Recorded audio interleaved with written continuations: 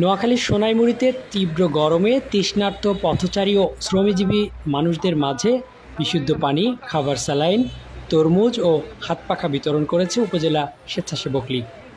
চলমান তীব্র তাপদাহে মানুষের কষ্ট লাঘবে সোনাইমুড়ী বাজারের নোয়াখালী চাটখিল রোডের কয়েকশো শ্রমজীবী মানুষের মাঝে এসব সামগ্রী বিতরণ করা হয়। সোনাইমুড়ী উপজেলা স্বেচ্ছাসেবক লীগের আহ্বায়ক দিলদার হোসেন নোবেলের সভাপতিত্বে উপজেলা স্বেচ্ছাসেবক লীগের যুগ্ম আহ্বায়ক মোহাম্মদ নুরুদ্দিন শামীমের সঞ্চালনায় উপস্থিত ছিলেন নোয়াখালী জেলা স্বেচ্ছাসেবক লীগ নেতা মোহাম্মদ আব্দুর রহিম শামীম, সোনাইমুড়ী পৌরসভা স্বেচ্ছাসেবক লীগের সাধারণ সম্পাদক শেখ সালাউদ্দিন মিলন।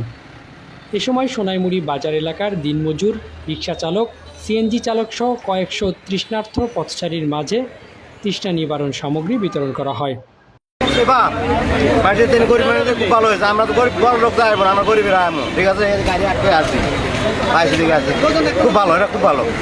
আরো মেলা আছে বাবা, উদ্যোগের জন্য যারা করছে তাদেরকে ধন্যবাদ। এই গরমেটি করাটা তাদের জন্য খুব উচিত হয়েছে, এটা ভালো কাজ করছে।